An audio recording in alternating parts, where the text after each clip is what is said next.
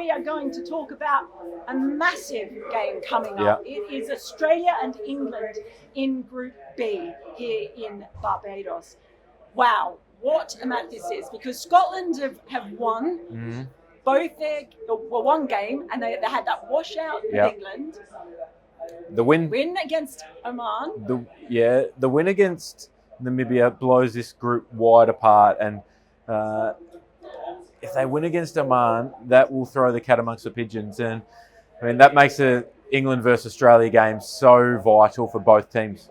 Yeah. Well, what did you see from England so far that they will be looking to maximise? They looked a bit sloppy in their first game against Scotland, so I'm sure that they would have brushed up on that. They started poorly in the field. I don't think their bowling was too far off.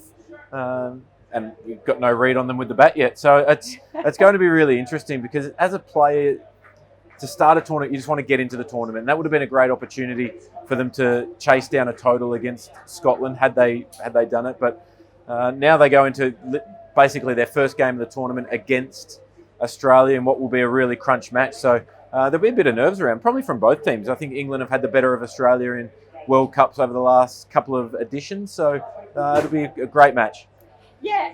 Now, Australia, how are they shaping up? Because it seemed to be pretty much business as usual in their first match. They had a little wobble, but then Marcus Stoinis came out and smashed a man's hopes to smithereens, the cruel man.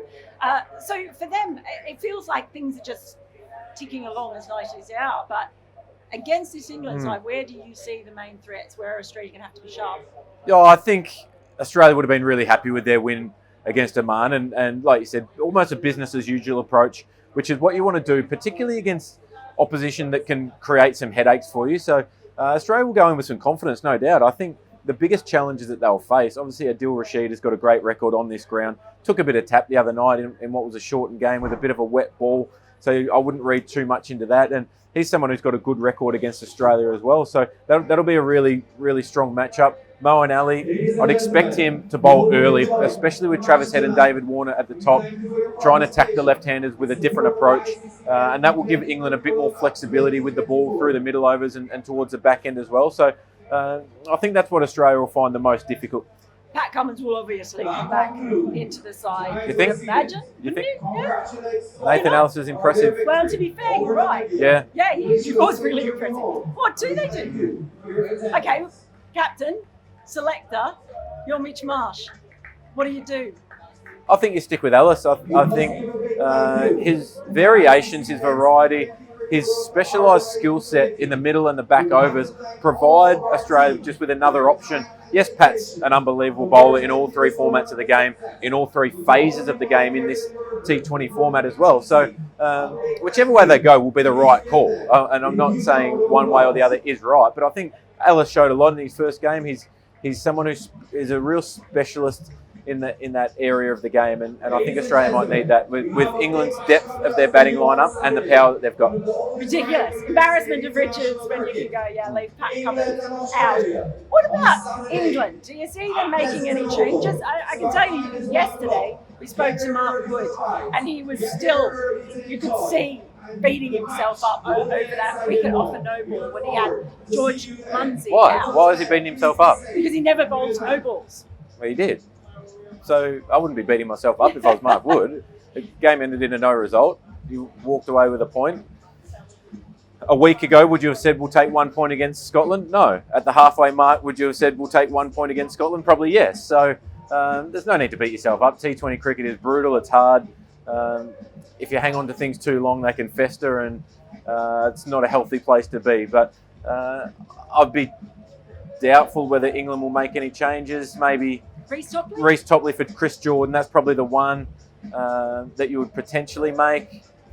One game. It's hard. If you go into a tournament and you see your best 11 being with Chris Jordan in it, or Mark Wood or Jofra Archer, whichever way you decide to go, then I think one game is too quick to change, unless there's a specific tactical change and there's something a specific matchup that they'd like to exploit against Australia.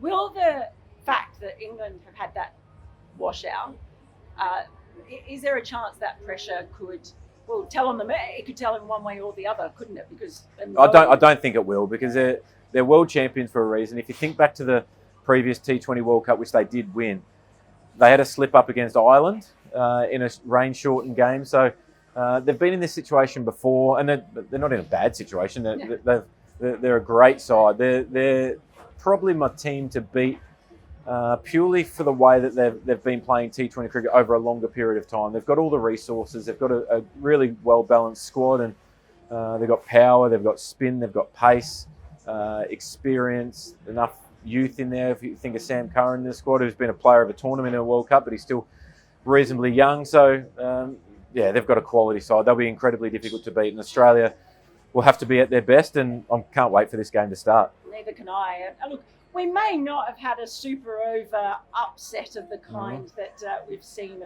across in America, but hey, it's still very exciting here in Group B, and whatever you do, keep an eye on the net run rates in this group, because they could end up being crucial. We'll have a lot more for you, of course, throughout the tournament, so make sure you stay locked on to ESPN. Stay locked on to ESPN Cricinfo.